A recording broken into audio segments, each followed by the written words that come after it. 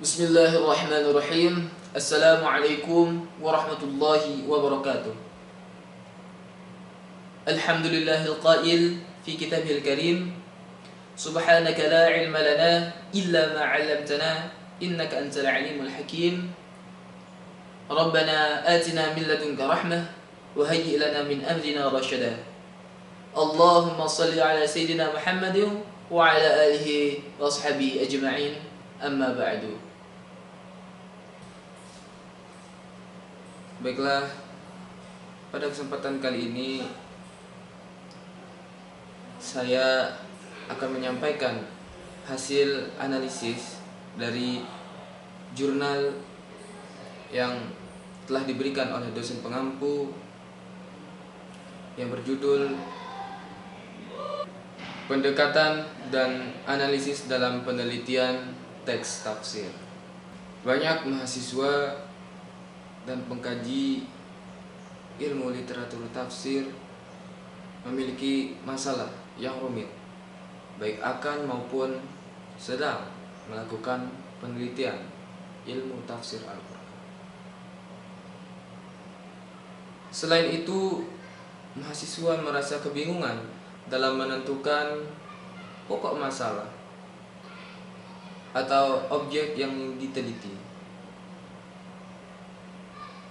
Mengekor atau mengikuti model orang lain adalah satu kenyataan yang tidak bisa kita hindari, sehingga berakibat pada penelitian yang tidak berkembang secara signifikan. Dan mereka juga tidak jarang melakukan penelitian ilmu tafsir Al-Quran dengan menggunakan metode yang kurang tepat.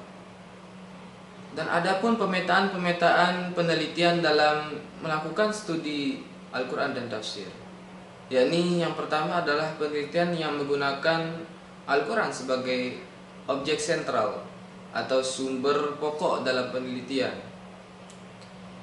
Yang kedua adalah penelitian tentang hasil pembacaan atau penafsiran seseorang dan terjemahan seseorang terhadap teks Al-Quran. Yang ketiga adalah penelitian tentang aspek-aspek metodis, baik yang bersumber dari ilmu tafsir maupun ilmu bantu lainnya. Yang keempat adalah penelitian yang mengkaji respon masyarakat terhadap Al-Quran atau hasil seseorang terhadap Al-Quran. Baiklah, pada jurnal yang saya analisis ini, yang bagian kedua ini adalah bagian yang dijelaskan secara terperinci. Alangkah baiknya saya akan menjelaskan satu persatu sebelum saya menjelaskan bagian yang kedua ini secara terperinci. Baiklah, yang pertama adalah penelitian yang menggunakan teks Al-Quran sebagai objek sentral dan atau sebagai sumber pokok dalam penelitian. Hal ini disebut oleh Amin Al-Khuli yang kemudian diikuti oleh bin Asy-Syati' dengan istilah dirasat an-nas yang khususnya terkait dengan fahm an-nas. Kalau dalam bahasa Inggrisnya itu the understanding of the text atau memahami teks. Dalam hal ini, seseorang peneliti bisa melakukan penelitian terkait dengan feature of the Quranic text, atau dalam artian Indonesianya itu tampilan-tampilan luar teks-teks Al-Quran, seperti cara baca Al-Quran, qiraat, maki madani,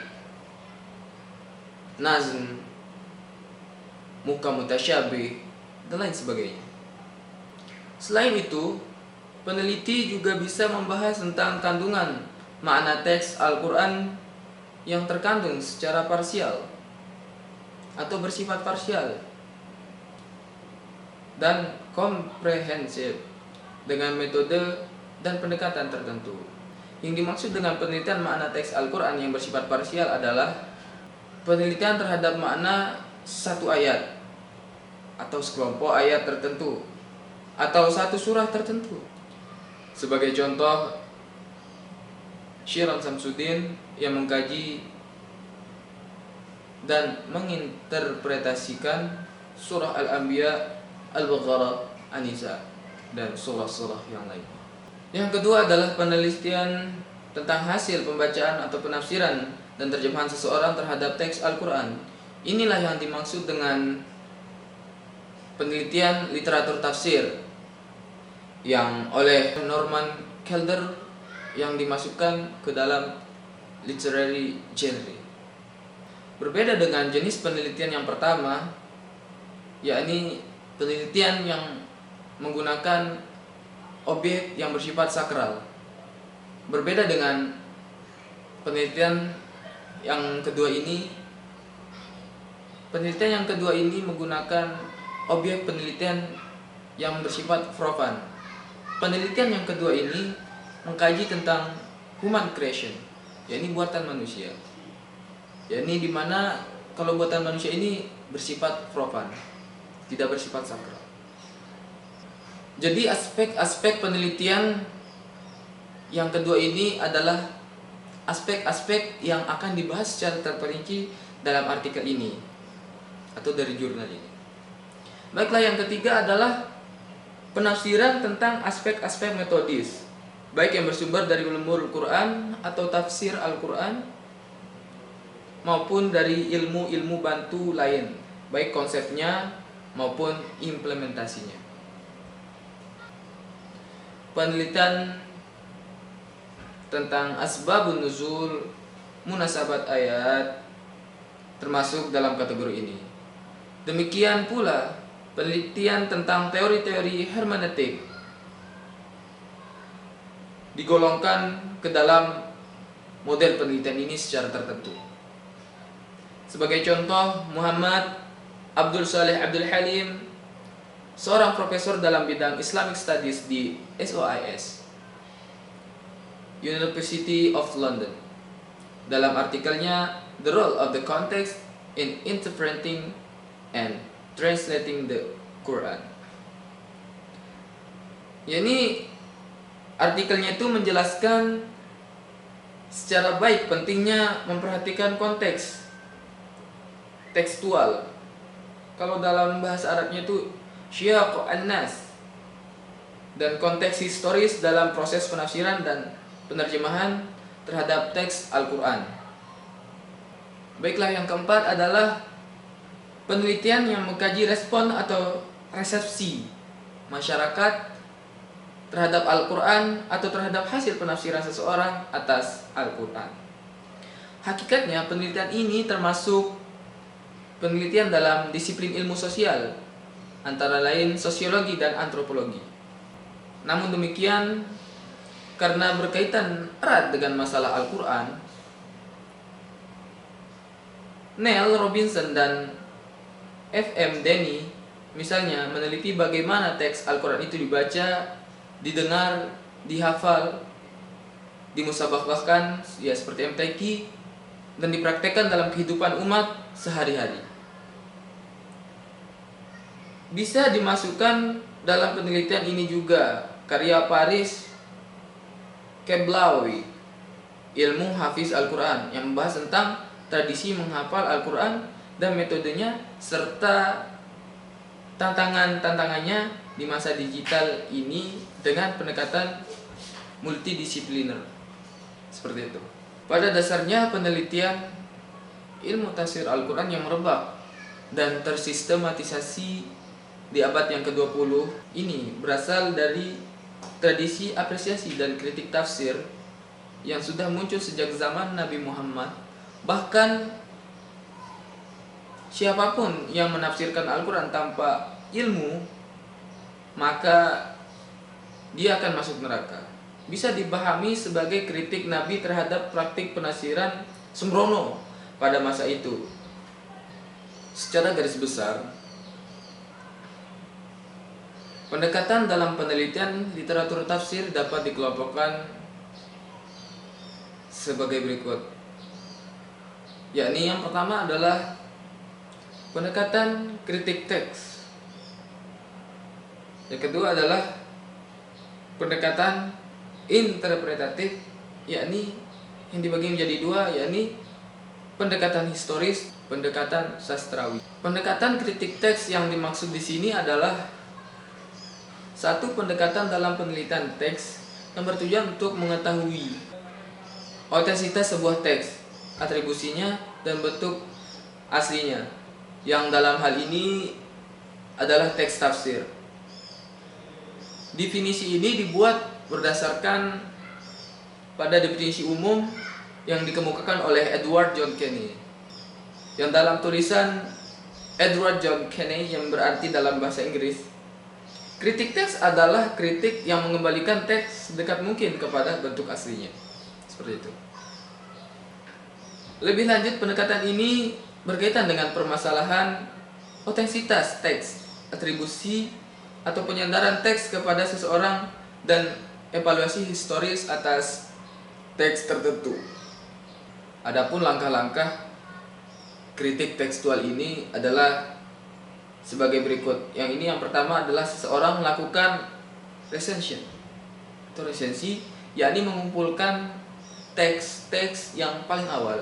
Hal ini dilakukan apabila teks atau naskah tertentu itu memiliki variasi atau banyak kopiannya.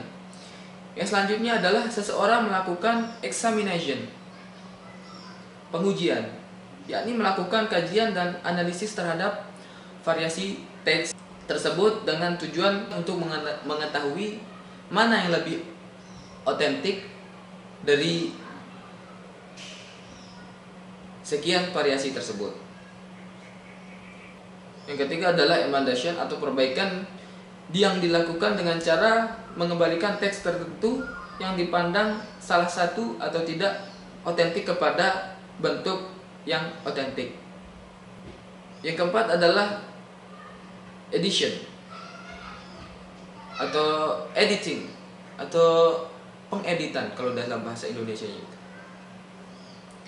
yakni melakukan pengeditan terhadap teks tertentu secara keseluruhan. Itu yang tertulis dalam bukunya Kenny. Dengan demikian, aplikasi pendekatan ini pada teks tafsir bertujuan untuk mengetahui apakah sebuah teks tafsir tertentu otentik lafalnya dan apakah teks tersebut dapat didistribusikan atau didasarkan pada mufasir tertentu. Contoh penelitian yang menggunakan pendekatan kritik teks ini adalah penelitian Andrew John Lane terhadap teks tafsir Al-Kashaf karya Az-Zabarkashi. Lane menjelaskan bahwa manuskrip Al-Kashaf yang terdapat dalam Fihris Asy-Syamil itu berjumlah 843. Lane hanya melakukan kajian terhadap 204 manuskrip. Dia mendapati adanya perbedaan dalam manuskrip-manuskrip, yang salah satunya adalah terkait ungkapan khalaqa al-Qur'ana, ja'ala al-Qur'ana, atau anzala al-Qur'ana setelah ungkapan Az-Zamarkashi, yakni alhamdulillahilladzi. Baiklah, yang selanjutnya adalah pendekatan interpretatif. Yang dimaksud dengan pendekatan interpretatif adalah pendekatan yang digunakan oleh seseorang dalam melakukan penelitian teks atau literatur tafsir yang fungsinya memberikan penjelasan teks tafsir yang sedang dibahas. Pendekatan ini tidak membahas tentang apakah sebuah teks itu autentik atau tidaknya. Sebaliknya, dengan pendekatan ini seseorang menerima teks apa adanya dan selanjutnya memberikan berbagai keterangan yang bisa memperjelas teks tafsir yang sedang dikaji. Tentunya banyak cara menjelaskan pendekatan teks tersebut. Namun demikian, secara garis besar, pendekatan ini bisa dibagi ke dalam dua sub pendekatan besar,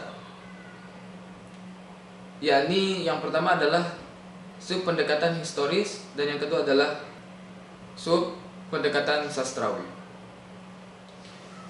Apa yang dimaksud dengan pendekatan historis?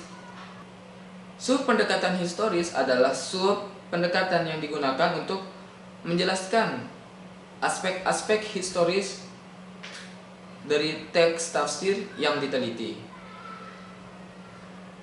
seperti perkembangannya, hubungannya dengan kondisi sosial saat teks tafsir disusun, keterpengaruhan pengarangnya oleh penafsir sebelumnya, dan pengaruhnya terhadap penafsir pada masanya dan sesudahnya, dan pengaruhnya terhadap penafsir pada masanya. Yang kedua adalah sub pendekatan sastrawi.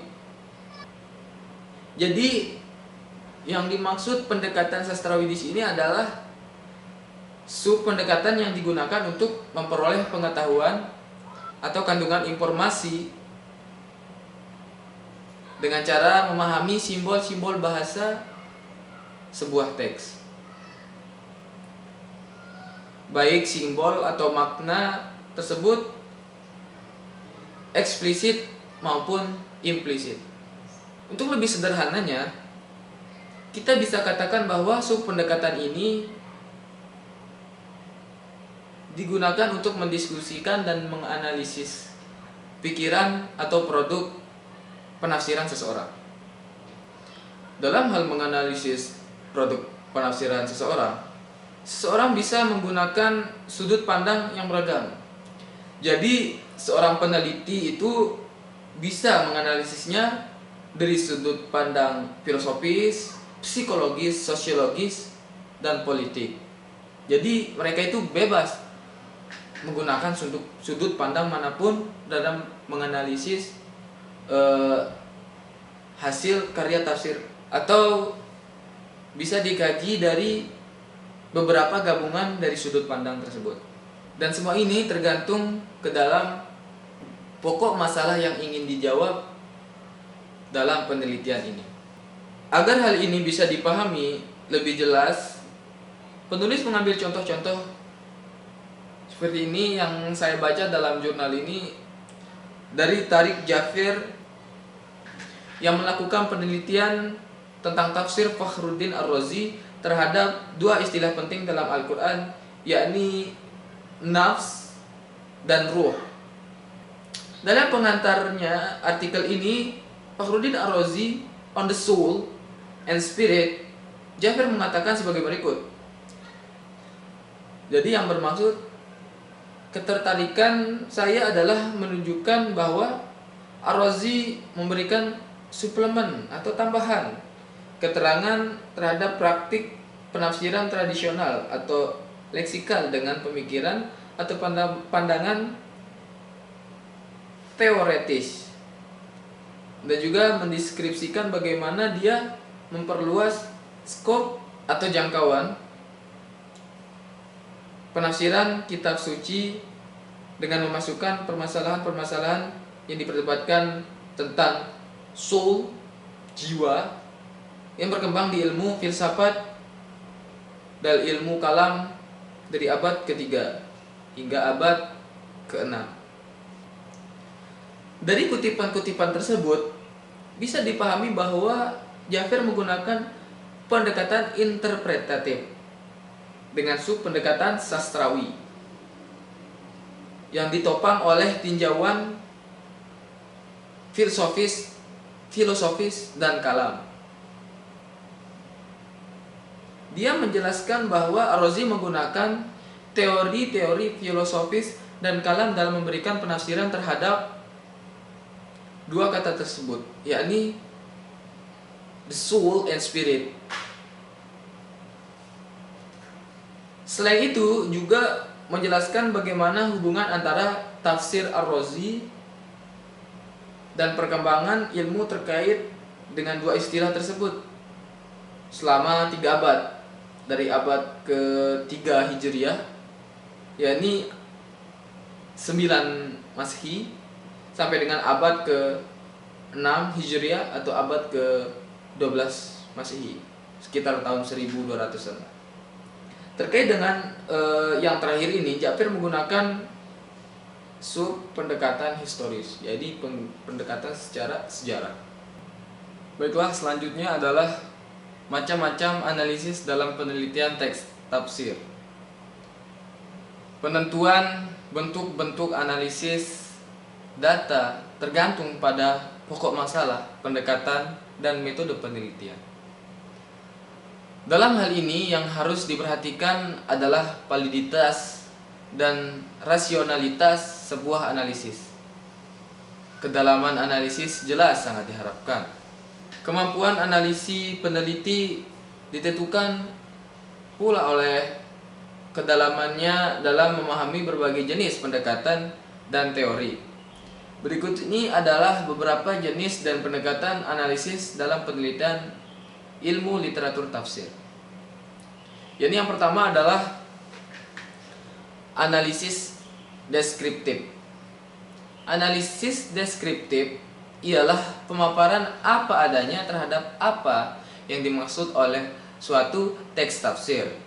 Pemaparan atau deskripsi ini bisa dilakukan dengan cara mengambil kutipan langsung dari teks atau tidak dilakukan dengan cara mengambil kutipan langsung atau tidak langsung dengan cara memparafrasekan dengan bahasa peneliti.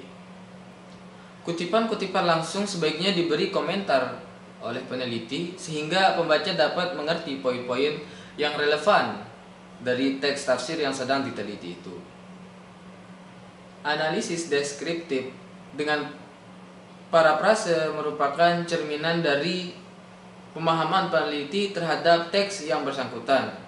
Analisis ini digunakan dalam semua penelitian tafsir tanpa memandang metode dan pendekatan dalam semua penelitian tafsir tanpa memandang metode dan pendekatan yang diaplikasikan terhadapnya. Secara praktis, analisis ini berupaya menginfer atau menyimpulkan makna sebuah teks yang sebagai contohnya itu muntasir mir di bagian awal artikelnya yang berjudul The Surah as a Unity menyebutkan secara deskriptif konsep-konsep koherensi surah dalam Al-Quran. Menurut 6 mufassir modern, dengan tanpa memberikan analisis lebih mendalam.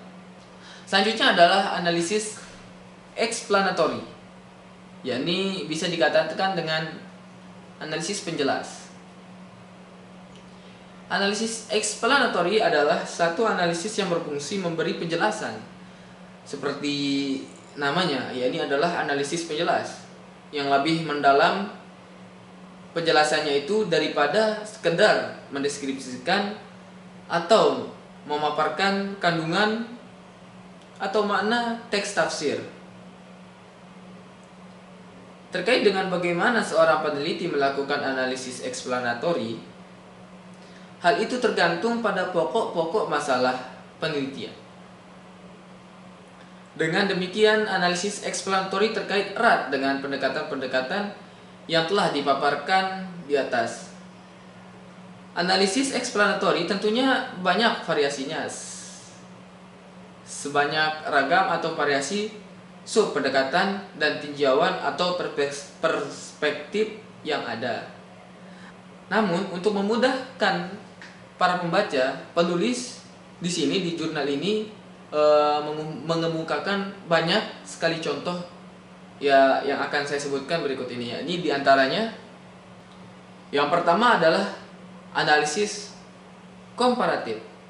Penjelasan komparatif ini adalah upaya memberikan keterangan dengan membandingkan satu data tertentu dengan data tafsir yang lainnya. Yang selanjutnya adalah analisis dengan perspektif teori sosiologi pengetahuan. Teori sosiologi pengetahuan antara lain mengakui adanya pengaruh nilai-nilai sosial terhadap semua persepsi tentang realitas. Teori ini pun mengatakan bahwa tidak ada praktik penafsiran dapat terhindar dari kekurangan formatif latar belakang dan komoditas paradigma yang dianut oleh penafsir. Berikutnya adalah analisis dengan perspektif teori hermeneutika modern.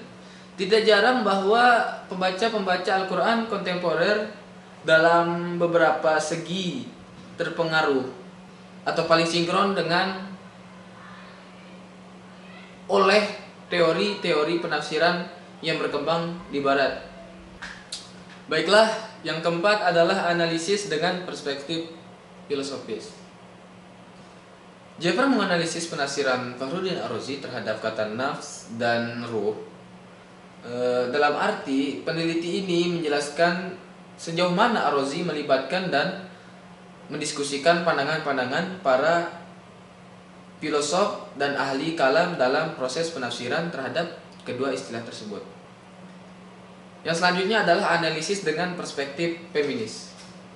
Perspektif feminis digunakan misalnya oleh Karen Burr dalam artikelnya Spiritual Hierarchy and Gender Hierarchy in Fatimid Ismaili Interpretation of the Quran, yang mengkaji 3 penafsir Al-Quran yang beraliran Syiah Ismaili, yakni Al-Qaddi Nu'man, Ja'far bin Mansur, dan Al-Mu'ayyad Asy-Syirazi.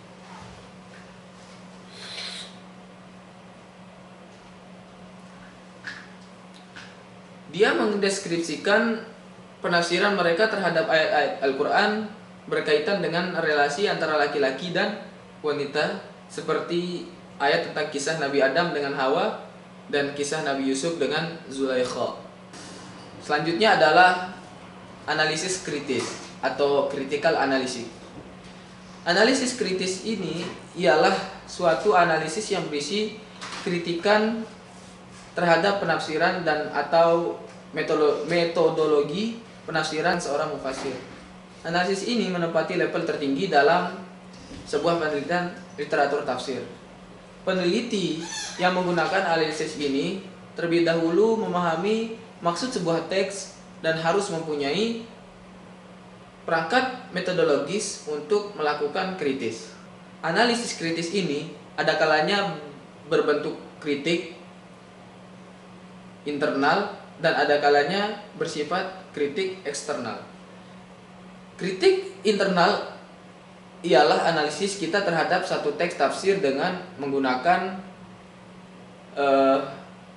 perangkat metodologis yang sama dengan apa yang digunakan oleh mufassir itu sendiri.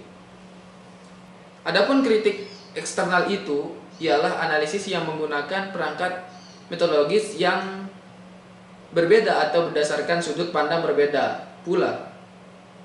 Kesimpulannya, dari pembahasan singkat di atas dapat disimpulkan bahwa penelitian literatur tafsir atau ilmu tafsir pada masa sekarang sangat bervariasi baik dalam hal pendekatan dan analisisnya. Penelitian dalam bidang ini memerlukan tidak hanya ilmu-ilmu keislaman, tetapi juga teori-teori kontemporer dalam bidang sosiologi, sastra, filsafat, hermeneutika, dan feminisme. Karena ini, harapan penulis ialah bahwa peneliti dalam bidang tafsir sebaiknya mengambil kesempatan untuk memperdalam ilmu-ilmu bantu tersebut, sehingga penelitian akan jauh lebih berkembang dan bervariasi. Tidak hanya kita mendalami ilmu ulumul Quran, tapi kita juga harus mendalami yang namanya ilmu-ilmu bantu seperti ilmu yang sudah disebutkan di atas tadi, sehingga penelitian kita itu berkembang secara signifikan dan bervariasi. Mungkin sekian dari saya, Yusri Iza Mahendra. Terima kasih kepada audiens yang sudah memperhatikan, dan terima kasih kepada dosen pengampu yang telah membimbing. Wabillahi taufiq wal hidayah, waridha wal inayah. Semoga apa yang kita dapatkan pada rekaman ini bisa kita amalkan dan bisa kita terapkan dalam penelitian atau pengkajian penafsiran-penafsiran selanjutnya. Baiklah, assalamualaikum warahmatullahi wabarakatuh.